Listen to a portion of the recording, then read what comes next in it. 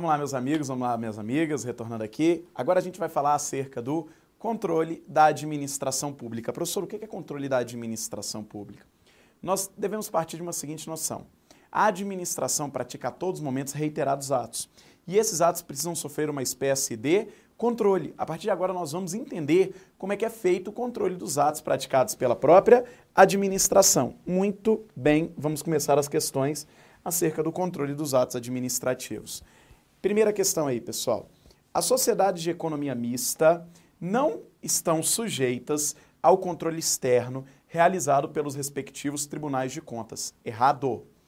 Esse controle externo é feito sobre a administração direta, inclusive em relação às entidades da administração indireta, no que a gente inclui aí empresas públicas, no que a gente inclui sociedades de economia mista. Em um passado, existia um posicionamento falando que não existia esse controle sobre elas, mas atualmente o posicionamento existe sim controle, tanto sobre empresa pública, como sociedade de economia mista, como qualquer outra entidade da administração indireta. Está errada a questão.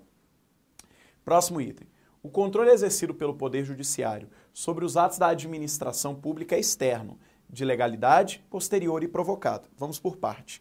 Primeira coisa, controle externo. O que é controle externo, professor? É aquele realizado por um órgão integrante de um poder em relação a órgãos e entidades de um outro poder. Bacana até aqui, pessoal? O que eu quero que vocês entendam? Quando o judiciário controla os atos da administração, o judiciário está controlando atos praticados por um outro poder. Perfeito até aqui, pessoal? Por uma outra estrutura. Então, esse controle é um controle externo, beleza? Então, o primeiro tópico aqui está certo, é um controle externo. Ele é de legalidade? Sim, pessoal. Por quê? Vocês têm que lembrar o seguinte, o Poder Judiciário não controla mérito dos atos administrativos. O controle do Judiciário se restringe aos aspectos da legalidade do ato praticado pela administração. Então, ele é de legalidade, está certo. Ele é posterior, em regra, o controle judiciário é posterior. Agora, cuidado. Pode ser que em algumas situações haja controle prévio, quando houver uma ameaça de lesão a um direito. Mas, em regra, esse controle é um controle posterior. Bacana, pessoal? E, professor, ele é provocado? Sim, porque existe o princípio da inércia do Poder Judiciário. Para que o Poder Judiciário verifique uma determinada questão, é necessário que haja uma provocação. Bacana, pessoal? Então, a questão está correta. Beleza, pode marcar aí para o próximo item. Portaria de caráter normativo editada pelo Ministério da Educação que seja ilegal poderá ser sustada pelo Congresso. Gabarito certo. Presta atenção. O Congresso Nacional tem força para sustar atos de caráter normativo que exorbitem do poder regulamentar ou dos limites da delegação legislativa. Isso está previsto na própria Constituição. Então, pode acontecer? Pode acontecer. O item está certo, pessoal. Próxima questão. O Poder Judiciário, no exercício da atividade administrativa, pode exercer controle administrativo, inclusive para revogar os seus próprios atos administrativos. Perfeita questão. Cuidado com uma coisa. Quando o Judiciário controla a administração, o controle frente à administração é um controle de legalidade, porque o Judiciário não pode analisar o mérito dos atos administrativos praticados pela administração. Agora, observe. Pode o Judiciário praticar atos administrativos no exercício atípico de sua função?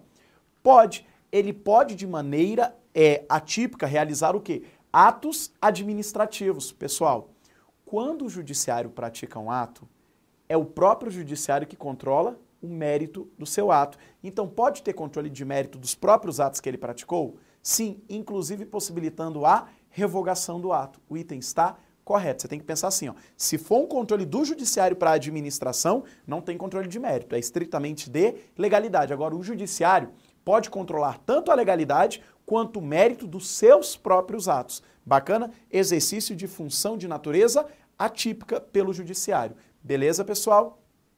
Próxima questão. O cidadão que denuncie ilegalidades e condutas abusivas praticadas por determinado servidor do TJDFT no exercício de função pública, olha aí, ó. Então o cidadão está denunciando ilegalidades e condutas abusivas praticadas por um servidor no exercício de função pública, mesmo não sendo diretamente afetado pela irregularidade perpetrada, deve fazê-lo por meio do Instituto da Reclamação. Pessoal, está errado. O nome desse instituto não é reclamação. O nome desse instituto é representação. Professor, qual é a diferença? A representação é o ato em que esse indivíduo, sendo servidor ou particular, denuncia ilegalidades dentro do servidorismo público. Ele denuncia aspectos relativos a condutas irregulares no âmbito da administração. Ele faz a chamada representação. Professor, e qual é a diferença de reclamação? A reclamação ocorre quando aquele ato praticado afeta um direito do reclamante, restringe algo do reclamante. Então observa comigo um detalhe. Representar ocorre quando é verificada uma determinada irregularidade dentro da administração. Reclamar ocorre quando o indivíduo que está reclamando, em virtude de um ato da administração, teve um direito lesionado por aquela prática, teve o exercício de uma liberdade restringida por aquela prática. Bacana até aqui? Olha a grande diferença. Na representação, o ato não fere diretamente quem está representando, e sim fere a administração, o interesse público, perfeito?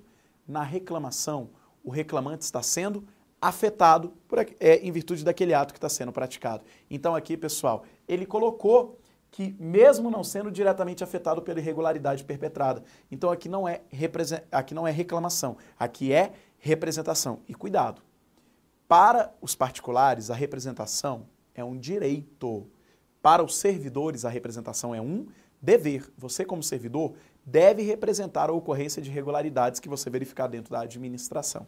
Beleza, futuros servidores do Ministério Público? Vamos lá então, pessoal. Próxima questão. As decisões do Tribunal de Contas da União, cujo objeto seja o julgamento de contas, têm natureza jurisdicional. Errado. Cuidado com isso. O Tribunal de Contas é um tribunal de natureza administrativa. Ele auxilia o Congresso na realização do chamado controle externo. As suas decisões não têm condão jurisdicional, elas têm natureza administrativa, pessoal, porque ele não é um tribunal que integra a estrutura do poder judiciário, ele tem natureza administrativa. Então o item está o quê, meus amigos e amigas do coração? Errado. Professor, eu não sei muito disso. Na nossa parte lá de controle, a gente explica vários tópicos sobre o TCU. A gente fala de sustação de atos, falamos de contratos, falamos várias coisas dentro do TCU aí, beleza, pessoal? Muito bom. Próximo item. Acerca do controle da administração pública, assinale a opção correta. Vamos lá. Letra A. Por ter sido adotado na Constituição o princípio da inafastabilidade da jurisdição, o mérito do ato administrativo pode ser controlado pelo Poder Judiciário, em qualquer circunstância. Errado. O princípio da inafastabilidade da jurisdição fala assim, ó.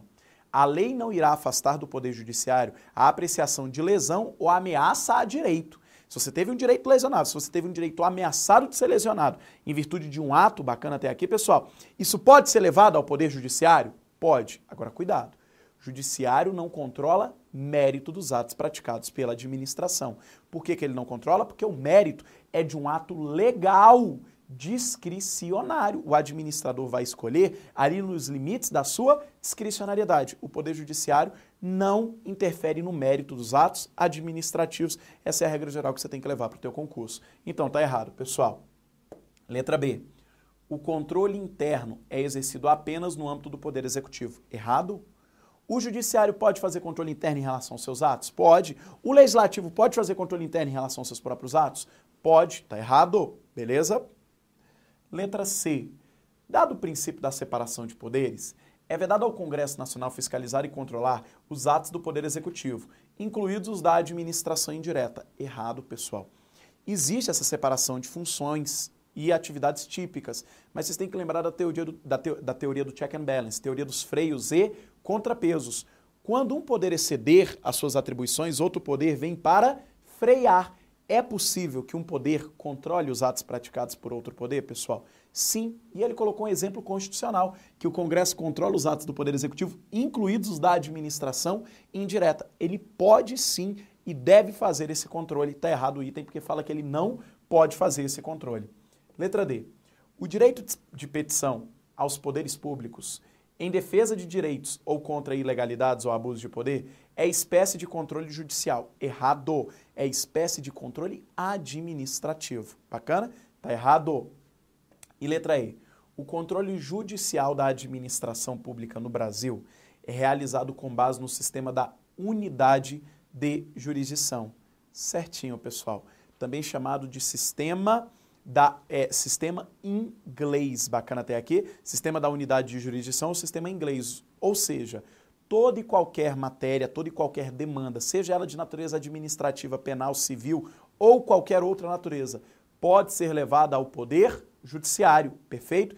E ele é quem vai realizar aquela decisão que tem força de transitar em julgado, a decisão imutável. Perfeito até aqui, pessoal?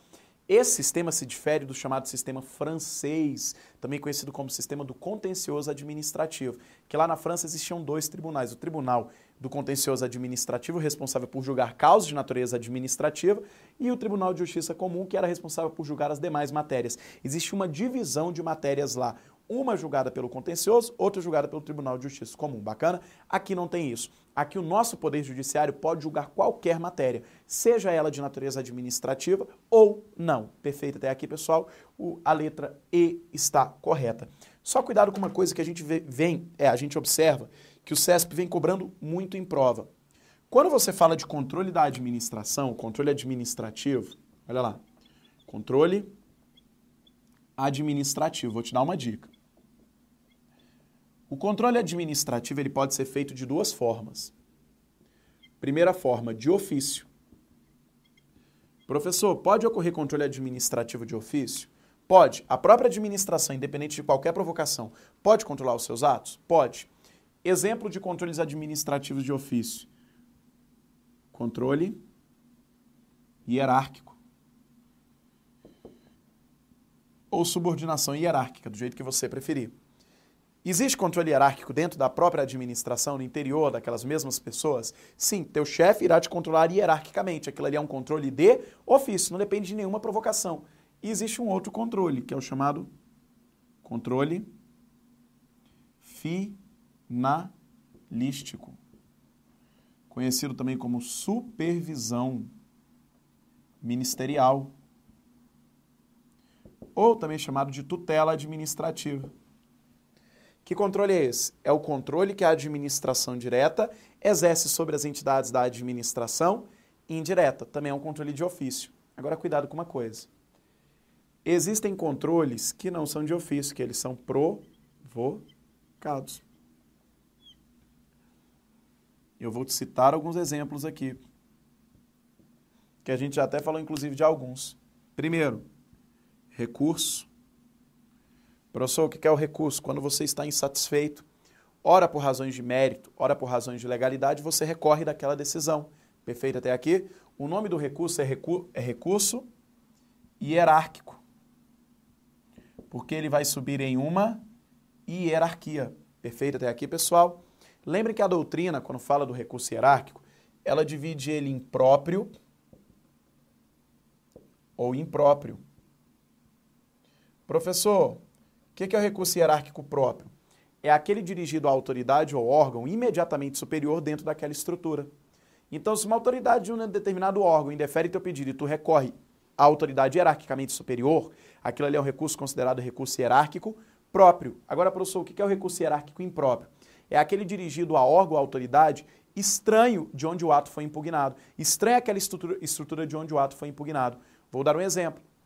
Vamos dizer que a Anvisa deu uma decisão e você fale que aquela decisão é ilegal e você recorra dessa decisão ao Ministério da Saúde. Parte da doutrina fala que isso daí é um recurso hierárquico impróprio, porque foi para um órgão distinto de onde o ato foi o quê? Impugnado. Bacana até aqui, pessoal, tranquilo e calmo. Dica importante, cuidado com uma dica, um macete. Quem estuda a Lei 9784 tem uma confusão nessa hora aqui. Cuidado. O nome do recurso é recurso hierárquico, porque você vai ingressar com esse recurso para a autoridade hierarquicamente superior. Por isso que o nome do recurso é recurso hierárquico. Mas, professor, quando eu estudei a Lei 9784, lá na lei está falando que eu dirijo o recurso à mesma autoridade que proferiu a decisão, não é para a autoridade superior. Sabe por quê? Porque a lei juntou duas coisas. Ela juntou recurso com isso daqui, ó, reconsideração. Para o direito administrativo, recurso é para a autoridade superior. Bacana? O que é reconsideração? É o pedido dirigido à mesma autoridade para que ela reconsidere aquela decisão. Bacana? Você pode pedir para a mesma autoridade reconsiderar aquela decisão, mostrar fundamentos para que ela reconsidere? Pode. Agora, no detalhe, a Lei 9784, ela juntou no mesmo ato recurso e o quê? Reconsideração. É por isso que ela fala assim, ó, o recurso será dirigido à mesma autoridade que proferiu a decisão, que se não reconsiderá-lo em até 5 dias, o encaminhará à autoridade hierarquicamente superior. Lá, é a própria autoridade que encaminha o recurso à autoridade superior. Por que eu estou te falando isso? Para você não confundir. Se estiver fazendo prova de Lei 9784, lá o recurso é dirigido à mesma autoridade, porque ela já faz o quê, pessoal? Reconsideração. Agora aqui, dentro de controle administrativo, você tem que entender que o recurso é hierárquico, porque ele é dirigido, em regra, e isso é assim que funciona, ele é dirigido à autoridade hierarquicamente superior. Bacana? Professor, quando eu quero pedir para a mesma autoridade, eu peço o quê? Reconsideração. Agora a lei fundiu esses dois. Cuidado nas questões da Lei 9784, porque ela fundiu recurso e reconsideração. Muito bom. Outra coisa que pode fazer o controle provocado da administração, revisão. Quando é que você pede revisão? Quando surgiram fatos novos ou circunstâncias relevantes que demonstram a inadequação daquela decisão. Bacana? Cuidado com uma coisa. Revisão não pode ser pedida pela mera insatisfação do indivíduo. Insatisfação não é argumento suficiente para você pedir o quê, meu amigo e minha amiga? Revisão. Tem que surgir fatos novos ou circunstâncias relevantes que demonstrem a inadequação daquela decisão. E você também tem a reclamação, que eu citei aqui, que é a demonstração de inconformismo daquele indivíduo quando o ato de uma autoridade lhe afeta um determinado direito, bacana até aqui, e você também tem a representação, quando se verifica uma irregularidade perpetrada por agentes públicos dentro da administração. Bacana, pessoal? Você vai lá e representa contra aquela irregularidade, que ora não te afetou diretamente, mas afetou o interesse público e indiretamente te afeta. Perfeito até aqui, pessoal? Tranquilo e calmo, meus amigos do coração. Só para a gente lembrar isso daqui, porque a Banca CESP vem cobrando muito isso, os instrumentos de controle administrativo. Ela está gostando de cobrar isso em concurso, então é necessário que vocês saibam aí, beleza? Muito bom, pessoal. Próximo. Finalizamos essa, vamos que é a letra E. Vamos agora passar para a nossa última matéria, a parte de licitação pública. Quanto tempo a gente tem ainda? Faltam 3 minutos? É? Então vamos parar esse bloco aqui. A gente já começa o próximo bloco falando de licitação pública.